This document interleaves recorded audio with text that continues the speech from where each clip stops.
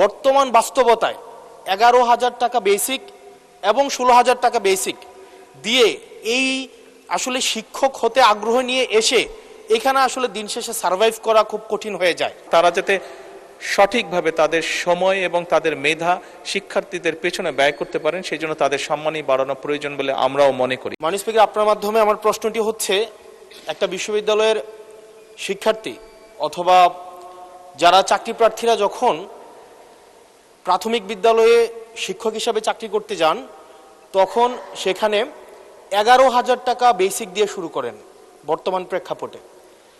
অর্থাৎ এই চাকরিটা হচ্ছে 13 গ্রেডের চাকরি এবং তৃতীয় শ্রেণীর। একজন যখন সেকেন্ডারি এডুকেশনে চাকরি করতে যান তখন বেসিক বেতন পান 16,000 টাকা। এটা 10ম গ্রেডের এবং দ্বিতীয় শ্রেণীর চাকরি। আমাদের দেশের প্রাথমিক শিক্ষা এবং মাধ্যমিক শিক্ষা এই দুইটা হচ্ছে ফিডার ইনস্টিটিউশন। আমরা যদি ভালো শিক্ষার্থী ফিডার ইনস্টিটিউশন থেকে আমরা টারশিয়ারিতে পাঠাতে পারি তাহলে সেখানে একটা রিসার্চ বেসড আমরা একটা আউটকাম পাব।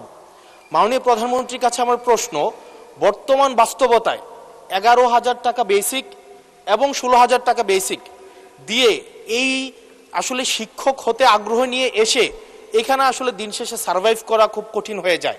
সেজন্য প্রাথমিক এবং মাধ্যমিক শিক্ষকদের বর্তমান প্রেক্ষাপটে, আপনিও বিদেশে দীর্ঘদিন থেকে এসেছেন, আপনি সেখানে শিক্ষা প্রতিষ্ঠানগুলো দেখেছেন, সেই বাস্তবতায় আমরা এই ফিডার ইনস্টিটিউশনগুলোর শিক্ষকদের মান উন্নয়নের জন্য, তাদের বেতন বৃদ্ধির জন্য, যাতে করে বেশি বেশি মানুষ বা শিক্ষার্থী এই ধরনের চাকরিগুলি করতে আগ্রহী হয়, সেটার জন্য আপনার বিশেষ কোনো পরিকল্পনা রয়েছে কিনা সেটি জানতে চাচ্ছি মাননীয় স্পিকার।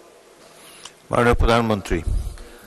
মাননীয় স্পিকার, আপনাকে ধন্যবাদ এবং জনাব হাসনাত আপনাকেও ধন্যবাদ আপনার প্রশ্নের জন্য। আপনি নিশ্চয়ই খেয়াল করেছেন এই বাজেট সেশনে আপনি উপস্থিত ছিলেন এবং আমার এই প্রথম প্রশ্ন যেটা ছিল মূল প্রশ্ন, সেখানে আমি বলেছি যে এই বাজেটে টোটাল জিডিপির 2% আমরা শিক্ষার জন্য রেখেছি।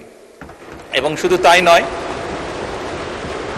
আমাদের যেটি পরিকল্পনা আছে, আমরা পরিকল্পনার মতন যদি আগাতে পারি ইনশাল্লাহ আমরা শিক্ষা খাতে বাজেট 5 বছর শেষে 5%-এ নিয়ে যেতে চাই।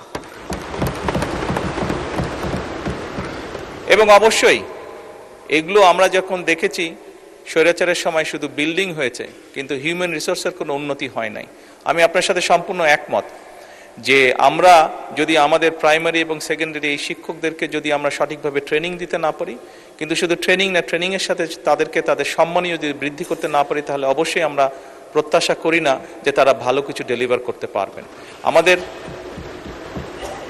আমাদের তাদেরকে প্রশিক্ষণ দেওয়ার যেরকম কর্মসূচি রয়েছে, প্রশিক্ষণ দেওয়ার যেরকম পরিকল্পনা রয়েছে বোথ সেকেন্ডারি অ্যান্ড প্রাইমারি, একই সাথে পর্যায়ক্রমিকভাবে আমরা যাতে তাদের সম্মানীয় বৃদ্ধি করতে পারি। আমরা অনেক সময় দেখি যে প্রাইমারি স্কুলের টিচাররা, এই সংসদে দাঁড়িয়েও আমি বলেছি যে অনেক সময় আমরা এখনও দেখি যে প্রাইমারি স্কুলের শিক্ষকরা তাড়াতাড়ি করে ক্লাস করিয়ে হয়তো আরেকটি সেকেন্ড একটি কোনো জবে অথবা কৃষিকার্যে যেটাই হয় একটি সেকেন্ড জবে তাকে যেতে হয়, তা না হলে তার জন্য সংসার চালানো কষ্টকর হয়ে যায়। সেকেন্ডারি স্কুলের ক্ষেত্রেও আমরা অনেক শিক্ষকের ক্ষেত্রেই দেখেছি এরকম ঘটনা ঘটে। এই কাজটি যাতে তাদের না করতে হয় এবং তারা যাতে সঠিকভাবে তাদের সময় এবং তাদের মেধা শিক্ষার্থীদের পেছনে ব্যয় করতে পারেন, সেই জন্য তাদের সম্মানই বাড়ানো প্রয়োজন বলে আমরাও মনে করি। এবং